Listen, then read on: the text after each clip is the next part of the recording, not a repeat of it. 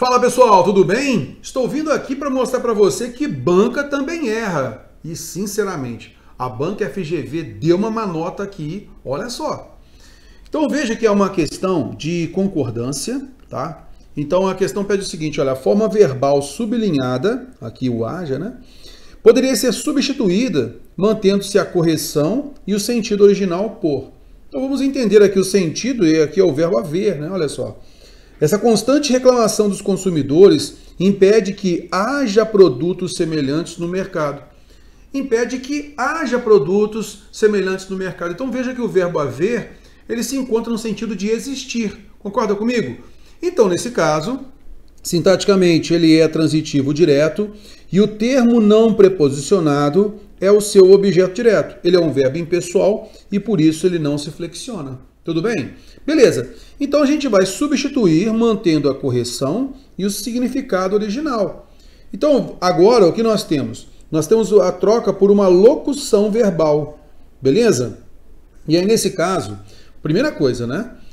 Se ele falou que manteria o sentido original, ele troca uma ideia de presente do subjuntivo, que haja produtos, e aí ele acaba trocando pela locução verbal modal, que transmite possibilidade. Se o presente subjuntivo transmite possibilidade, a locução verbal, essa locução verbal iniciando com o verbo poder, realmente transmite a ideia de possibilidade também. Então mantém o sentido original. Ok. Você vai perceber que na flexão do verbo haver, ele é impessoal, ele é simples, ele é impessoal. Então, numa locução verbal, nós devemos tomar alguns cuidados. Vejamos então o seguinte. Quando o verbo haver, ele está no sentido de existir, ele é o verbo principal, veja que o termo não preposicionado produtos semelhantes, ele é o objeto direto, ele não participa da concordância. Então, se o verbo sozinho, verbo simples aqui, ó, haja, ele não se flexiona no plural, o verbo auxiliar também não pode se flexionar no plural, tudo bem? Então, o ideal aí com o verbo haver deveria ser o quê? Possa haver. Tudo bem? Tranquilo. Agora, se eu troco pelo verbo existir, o que acontece aqui? O verbo existir é um verbo intransitivo. E o termo não preposicionado seguinte, produtos semelhantes, passa a ser o quê? Sujeito. Beleza? Então, nós temos aqui, olha, produtos semelhantes como sujeito. E, logicamente, é o verbo auxiliar que deve se flexionar. Está vendo?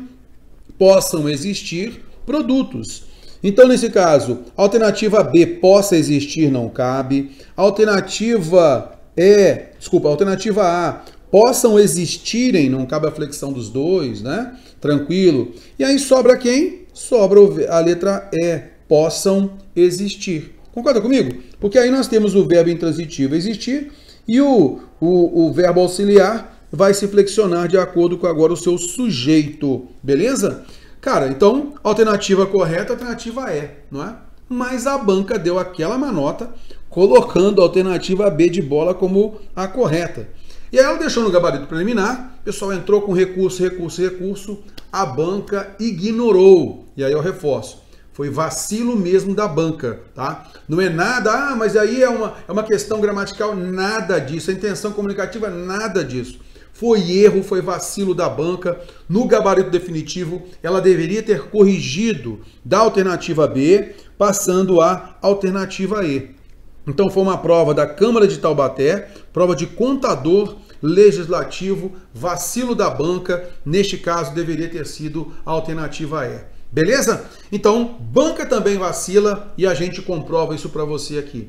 Se você quiser saber mais coisas, né, mais assuntos, se você quiser saber um pouco mais sobre os nossos cursos aqui no Que Concursos, pode clicar aqui na minha bio e ali você vai ter acesso à nova ilimitada. Um outro detalhe importante é o seguinte, você pode utilizar o cupom TERROR5, é esse cupom aqui, ó, assim, tá, olha, TERROR5, desse jeitinho aqui, e você vai ter mais desconto do que já está agora. Grande abraço, espero você na próxima dica.